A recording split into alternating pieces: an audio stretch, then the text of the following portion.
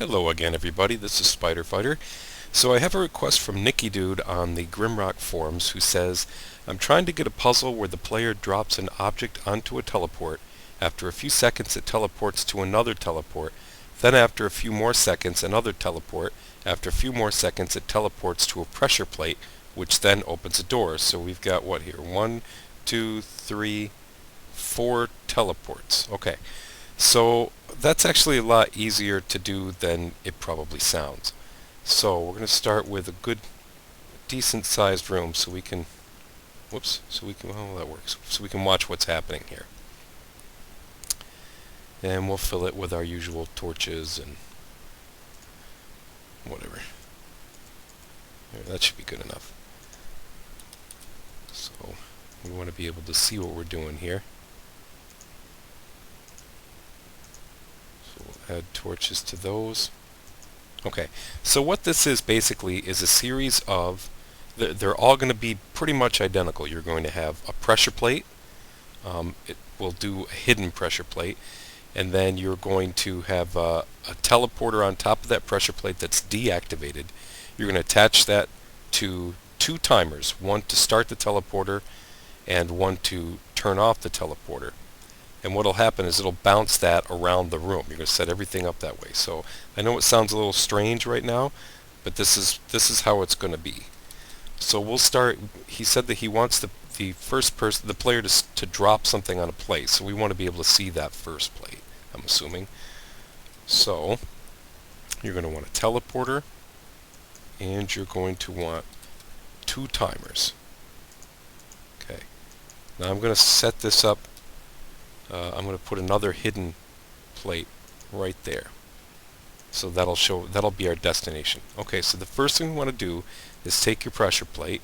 You want it triggered by an item. Okay, it sounds like he wants this to be an active once puzzle. The player drops it on, lets it do its cycle, opens the door, and then we're good to go. In fact, I should probably put a door in there, shouldn't I? So we'll throw that in. Okay. So, first thing we want to do, we've got the teleporter set to item and activate once. We're going to add a connector, not to the teleporter, but to the timer. Okay? That first timer, we're going to set, because he wants a bit of a delay, we're going to set it to, let's do 4 seconds. That's a nice even number. We're going to have it in 4 seconds turn on the teleporter, activate. We want it to trigger the next timer. And then, as always, deactivate itself. The second timer, the sole purpose of that one is just going to be to shut off the teleporter. So we'll just leave that at a second.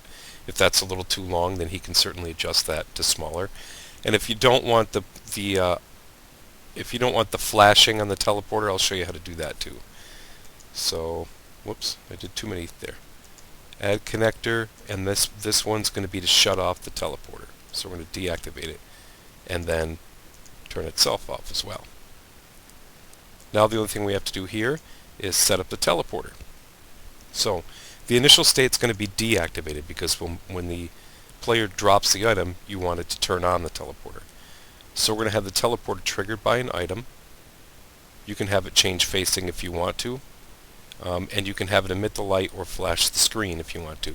If you don't want the player to see that, if you want it to be behind the scenes so the player doesn't know the rock or key or whatever isn't traveling on its own power, then you'd shut these off. So, unfortunately I can't seem to scroll down mine. So we're going to set teleporter target to the next plate. For some reason I can't scroll down on this. I have a problem with Fraps not recognizing the proper screen size, which is why I keep getting letter bars on my videos. So I'm trying to avoid that this time around, but it won't let me scroll down over here to set the teleporter target. So you can see that when this hits the plate, this timer is going to turn on the teleporter, teleport the item to this plate, which is going to start this timer. You see where we're going? So this is what you want to do all the way around the room. You can probably copy and paste, but then you got to worry about changing all your connections and missing one potentially. So we're just going to do, whoops, I'll do 3 of these, and the third one will open the door, and the rest you can add as many of these as you want to. It won't matter. So we've got our plate. We're going to make this one a hidden plate, but it doesn't have to be.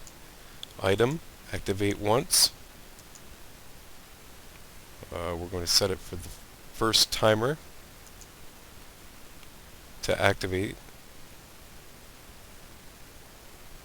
Then that timer is going to activate the teleporter, and then the next timer, and then deactivate itself. And we've got to set this to 4 seconds. That one is going to be set, or save, we're going to keep that one at 1, and its job is to shut the teleporter off and then deactivate itself. Oh, phone call. So we're going to deactivate it, and we need a place to send this item that's going to be dropped to, so we'll do another plate. And actually, I'm going to throw our last one down there too, so we don't have to keep doing this. There's your teleporters. There's your timers. So we want to remember to set that teleporter.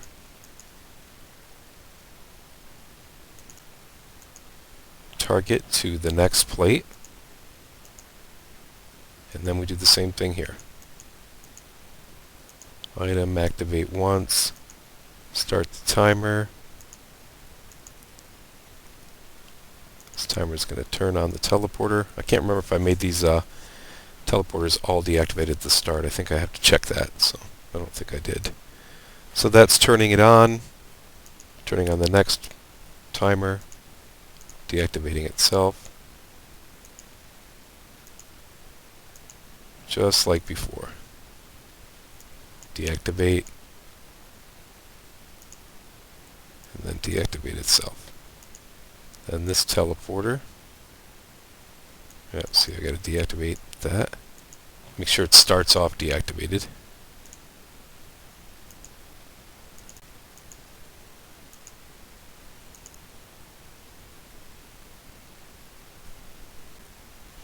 And I just want to go back to this teleporter right here, because I didn't make that deactivated.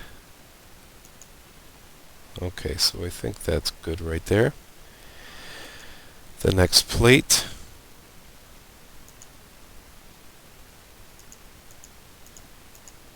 is the same as all the others.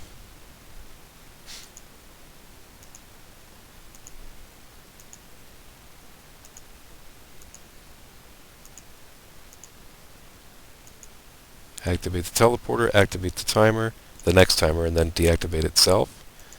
Next timer, set to turn off the teleporter, deactivate itself, and I got to go back to this first timer and make that 4 seconds.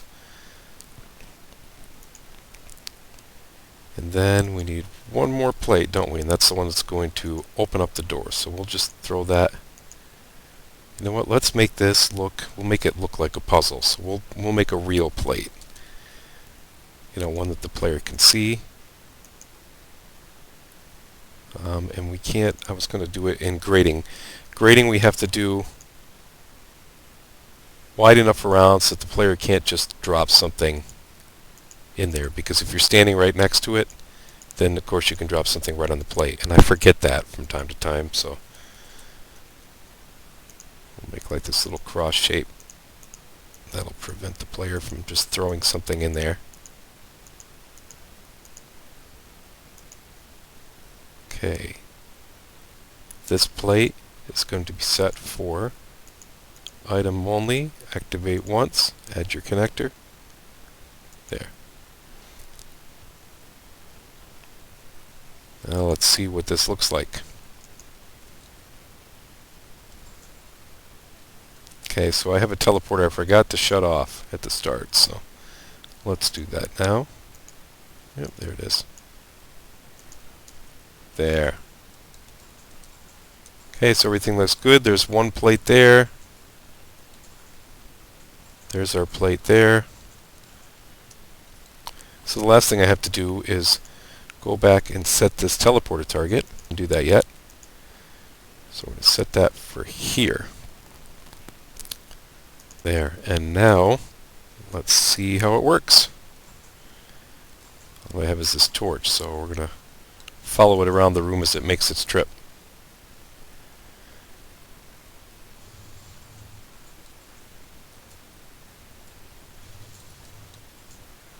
Oh, that one I forgot to set the delay on for 5 seconds, so there's your fourth one.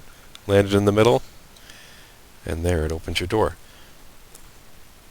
Now if you want to, you can place, if you don't want that player, whatever's in here is lost. I mean, the player can't get that torch or mace or whatever it happens to put on the plate, so you might want to set up another teleporter just to bring that back out for the player again after 5 seconds or so, just like we did with the rest of this. And of course we'll fix that one so that it's... Oops, I need to fix the first activation timer. There it is, so that it's 5 seconds. Now it should run fine. There you go, that's it. If you need anything else, or if it's not quite clear enough, give me a shout on the forums or in a PM, and I'll be happy to answer any questions or any other requests that you have. Thanks, and I'll see you in the next tutorial.